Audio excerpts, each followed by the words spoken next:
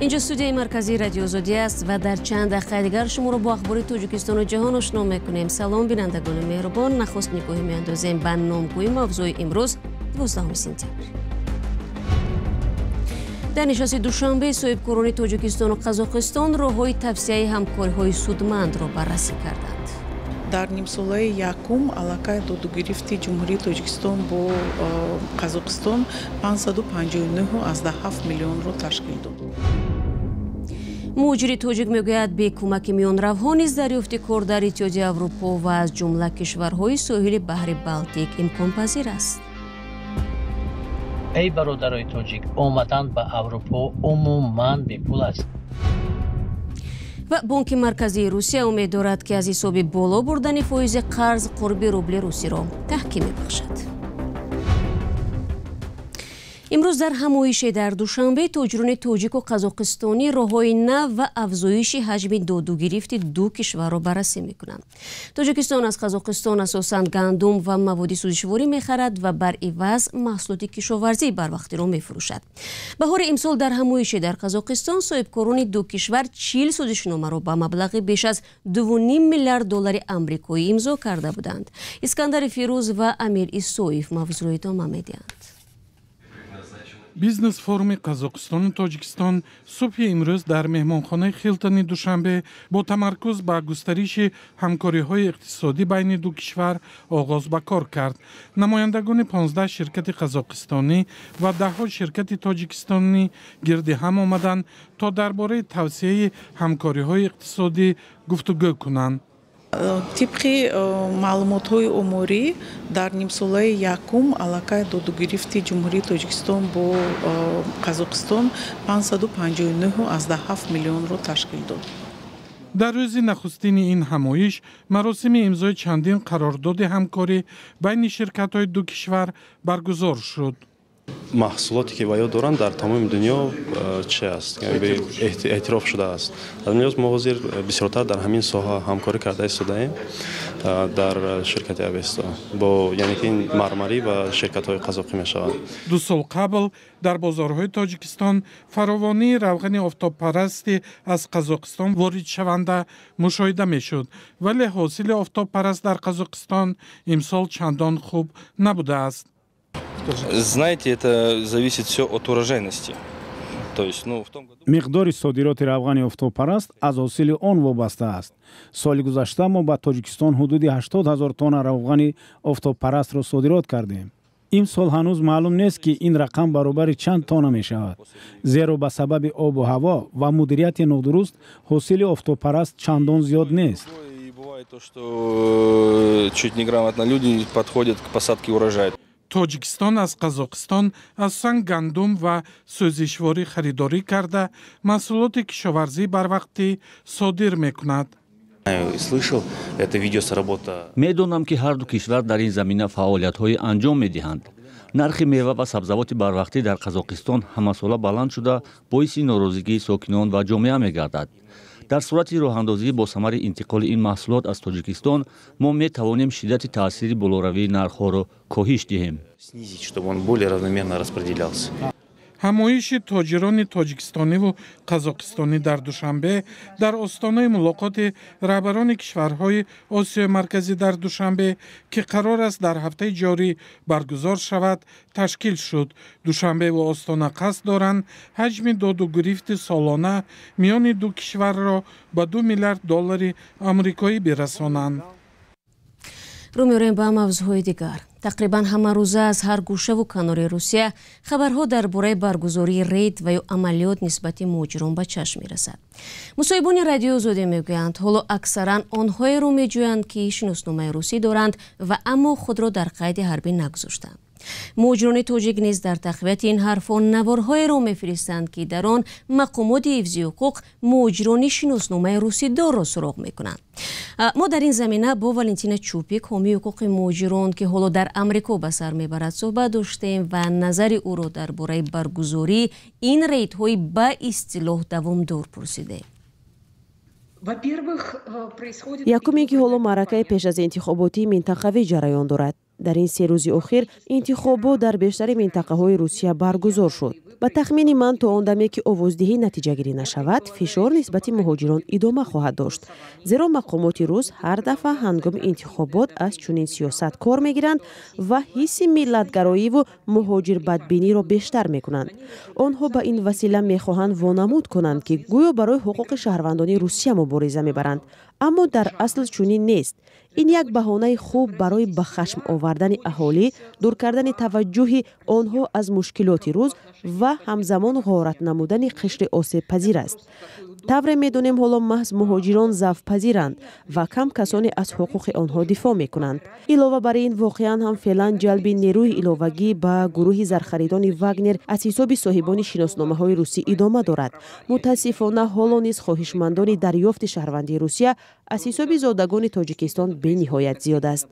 дар ҳоле ки чунин раванд дар миёни шаҳрвандони кишварҳои дигар тақрибан ба назар намерасад. ҳолатҳое ҷой дорад ки муҳоҷиронро барои гузоштани имзо маҷбур мекунанд. оё худи муҳоҷирон дар ин бора ба шумо шикоят доштанд ва дар сурати пеш омадани чунин ҳолат бояд чӣ кор кунанд?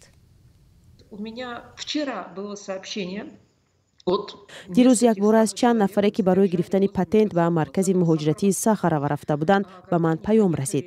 ин муҳоҷиронро дар назди даромадгоҳи марказ боздошт карда чанд соат нигоҳ доштанд ва маҷбур карданд ки зери кадом як варақаҳое имзо гузоранд. баъзе аз онҳо ба ман занг заданд. маълум шуд ки онҳоро маҷбур доранд қарордоди ба таври ихтиёрӣ рафтан ба артишро имзо намоянд. бинобар ин ман аз журналистон хоҳиш дорам бо забони худашон ба ин муҳоҷирон фаҳмонанд ки дар ҳеҷ сурат зери ягон коғази нофаҳмо имзои худро нагузоранд. албатта саркашӣ намудан аз гузоштани имзо роҳи ҳал нест. аз ин рӯ онҳо бояд дар ин коғазҳо дар ҷои имзогузорӣ бо забони модарии худ нависанд ки ман розӣ нестам. дар ин ҳолат ин варақа корношоя мешавад ва ҳеҷ кас ҳам бо онҳо коре кардан наметавонад. дар идомаи суҳбат аз Валентина Чупик пурсидем ҳоло онҳое ки шаҳрвандии Русияро доранд аммо намехоҳанд ба хизмат раванд, роҳе барои ҳалли ин муаммояшон вуҷуд дорад? Спросите любого таджика, оформившего российское гражданство, зачем он это сделал. шумо агар дилхоҳ тоҷикро бипурсед чаро шаҳрвандии Русия шудааст, 99% онҳо дар посух мегӯянд ки барои насупоридани пули патент. акнун онҳо дигар муҳоҷир нестанд. ман ва сафорати Тоҷикистон аз ҳаққи онҳо дифоъ карда наметавонем. ҳеҷ кас аз онҳо дифоъ карда наметавонад. онҳое ки интихоби худро карданд бояд мушкилоташонро дигар худашон ҳал кунанд. Добиваться от своего правительства, чтобы оно уважало ваши права. Вот идите и добивайтесь. Валентина Чупик буд ки оиди баргузории рейдҳо дар нисбати муҳоҷирон дар Русия назар дод. солҳои охир садҳо муҳоҷир аз Тоҷикистон барои раҳоӣ аз пардохти маблағи патент ва таъқиби пулис талош карданд шиносномаи Русияро соҳиб шаванд. баъд аз оғози ҳамлаи Русия ба хоки Украина онҳоро мехоҳанд ба ҷанг фиристанд. танҳо дар 6 моҳи аввали имсол тахминан 87 000 тоҷикистонӣ шаҳрвандии Русияро гирифтааст ки дар муқоиса бо ҳамин давраи соли гузашта ҳудуди 13 000 нафар بیشتر می باشد.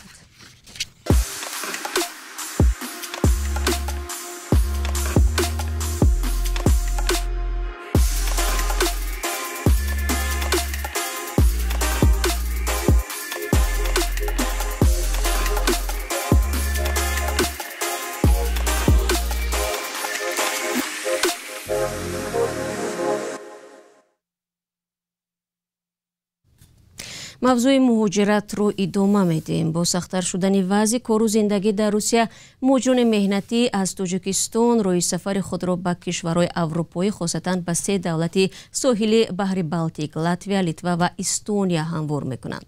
бо таваҷҷӯҳ ба он ки пас аз оғози ҷанги Русия дар Украина талабот ба ронандаҳо дар ширкатҳои боркашонии кишварҳои аврупоӣ бештар шудааст, муҳоҷирони тоҷик низ аз имконияти муносиб истифода мебаранд. қаблан ин бозорро муҳоҷирон از اوکراین پر می‌کردند. نگار فضلیدین از پای تحلیل همین موضوع بود. این جوانی 33 ساله چند روز پیش از ناحیه رشت به دوشنبه آمد. ولی سفر او به پایتخت نه برای تفریح بلکه برای کار در یکی از کشورهای اروپا است. این اولین سفر طلبشاه خنیپوی 33 ساله به یک کشور اروپا است. اما نه برای سیر بلکه همچون مهاجر برای کار سفر دارد. با وجود این طلبشاه خیلی خرسند است ки ин кор ба ӯ амалӣ шудааст. корхонае ки ман барои кор ба он ҷо муроҷиат кардам, номаш Blairus мебошад ва ширкати логистикӣ аст ки метавонанд танҳо дар он ҷо шофёрҳо, кадоме ки шофёр бошад муроҷиат намояд. ман ба ин корхона бе миёнарав масалан муроҷиат кардам. ман аз касе кӯмак нахостам. масалан рӯзе ҳастанд ширкатҳое ки миёнаравӣ мекунанд, аз нодонии баъзе бародарҳо истифода мебаранд, пулҳояшонро мегиранд. пеш аз ин талабшо барои кор ба Русия мерафт. ҳоло барои ӯ дар Русия кор ва даромади хуб пайдо кардан мушкил шудааст. баъди давутозҳои зиёд акнун роҳи Аврупо барояш боз шуд. вақте ки ман дар он ҷо ҳамчун сохтмончиам кор кардам, муддати 1 сол ман зиёд кор накардам ва хеле азоби бисёр каштем дар он ҷо. то ҳол хеле ки мо дар шабакаҳои иҷтимоӣ мебинем, раванди муҳоҷират дар давлати Русия хеле мушкил аст. нафароне ки таҷрибаи кор дар Аврупоро доранд мегӯянд муҳоҷират ба Аврупо ҳоло чандон мушкил нест, агар корҷӯён ба доми қалобон нафтанд. солҳо боз Илҳом Маликов дар Аврупо ронандаи мошини боркаш аст. бо даҳҳо ширкатҳои логистикӣ шартнома дорад. ӯ аз тариқи шабакаҳои иҷтимоӣ ба ҳамватанони корҷӯяш машваратҳои ройгон медиҳад. ман то 45 000 сомон бародаро аз кадом орҷингизовод будааст дода ба ҳамин ҷо меомадем. то ҳол ин кор вуҷуд дорад. ҳаминро аз парвардигор умед дорам ки ҳаминро агар шумо дастгирӣ кунеду дар тамоми ҷо ҳаминро фаҳмонед ки эй бародарои тоҷик, омадан ба Аврупо умуман бепул аст. ба гуфтаи Илҳом Маликов ҳоло фақат дар Литва тақрибан 8000 тоҷикистонӣ ба сар мебаранд ки аксари онҳо бо мошинҳои борбар ва боркашонӣ машғуланд. феълан кишварҳои Балтик ба қувваи кории бештар ниёз доранд. яке аз соҳаҳое ки бештар ниёз ба нерӯи корӣ дорад, бахши интиқоли молу коло будааст. ширкатҳои зиёд дар ин кишварҳо дар сомонаҳои худ эълон медиҳанд ва довталабони зиёдеро аз кишварҳои пасошӯравӣ ба кор ҷалб мекунанд. дар миёни онҳо корҷӯёни тоҷик ҳам кам нестанд. ҳоло аз рубли русия мегӯем. рӯзҳои ахир нархи нафти хом ва ба виҷа нархи нафти нави бренд ки русия онро ба фурӯш мебарорад аз $90 болотар аст. бо ишора ба он коршиносон болоравии қурби рубли русияро низ муроқибат доранд. ба гуфти онҳо тасмим дар бораи болобарии мизони қарзи бонкӣ дар ҷаласаи навбатии бонки марказии русия ки ҳафтаи равон доир хоҳад шуд гирифта мешавад. мавзӯъро ҳамкорамон Мирзонаби Холиқзод идома медиҳад. дар давоми як ҳафтаи гузашта қурби рубли русия дар муқобили доллари амрико ба қадри қобили мулоҳиза боло рафт. рӯзи 11 сентябр $1 амрико ба 96 рубл ва 76 копейка баробар шуд.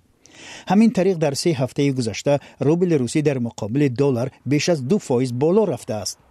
қурби рубли русия дар муқобили евро ҳам тахминан 2% афзоиш ёфт. Максим Орешкин, ёвари иқтисодии Кремл, мегӯяд бадтарин рӯзҳо пушти сар шуданд. миёнаҳои моҳи август қурби рубли русӣ ба поинтарин нуқтаи 17 моҳи ахир расида ба 101.7 рубл дар муқобили $1 амрикоӣ мусовӣ шуда буд. он замон яъне 15 август бонки марказии русия ба таври оҷил фоизи бозбидеҳии қарзҳоро ба 12% боло бурд.